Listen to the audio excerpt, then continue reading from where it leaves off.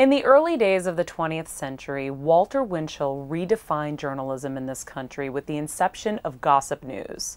In the early days of the 21st century, Mario Armando Lavandera Jr., aka Perez Hilton, would again redefine journalism, not only in this country but the world over.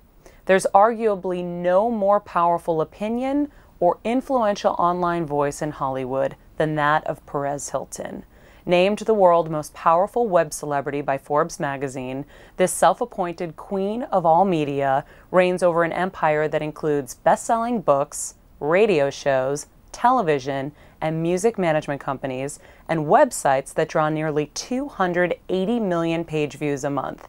He's helped the likes of Lady Gaga and Katy Perry achieve superstardom while documenting the fall from grace of many others. In 2010, he became a new man with a new message, transforming himself and his site to spread positivity, a change of heart that would better prepare him for his most recent role as a father. Perez Hilton has redefined celebrity journalism, the blogosphere, and, in some ways, the concept of celebrity itself. Long after we are gone, the name Perez Hilton and his impact will live in 21st century pop culture and history. I'm Maria Menounos, and this is my conversation with Perez Hilton.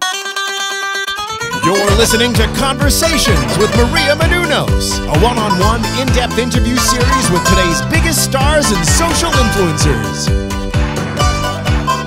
And now, your host, Maria Menounos.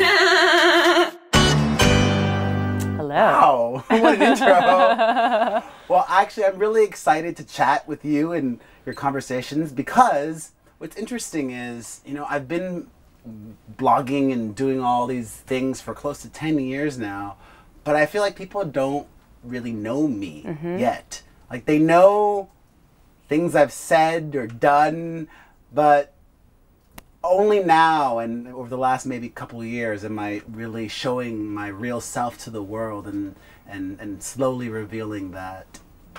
I think so. And I feel like by the end of this, we'll definitely get to know you better because we're going to start from the beginning. And obviously your roots and growing up in Miami, you were raised by Cuban parents.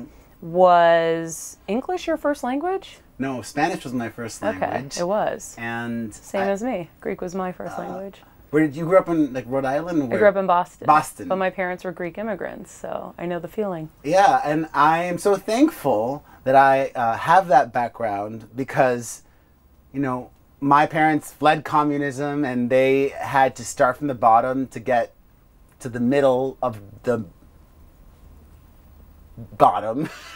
They weren't even in the middle. We were just below middle class, I think. And they always instilled in me the importance of a hard work ethic. And actually, I remember I was talking about this the other day with a friend. I said, I was that fat kid in school that had perfect attendance because I would always go to school. Being sick was not an option, and not going to school. Me too. Perfect attendance every year. Me too.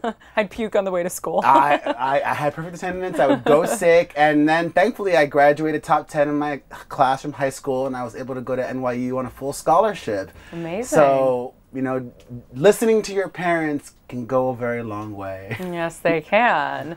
Tell me about how your immigrant parents shaped you, because I know it definitely shaped me and who I am. Tell me about how they shaped you. Obviously they instilled a good work ethic in you, like you said. They're still shaping me. I mean, they also stress the importance of family, so I keep my family very close to me. My mom and sister both work for me, and my mom lives a block away. She was actually here at the Grove watching us earlier. She's here? Well, she was here with my dog, and she came and was looking, and now she's at the park walking the dog some more. So that's awesome to have my family so close to me, and now especially that I have my son and have grandma over all the time. I also love that, I grew up in Miami, which is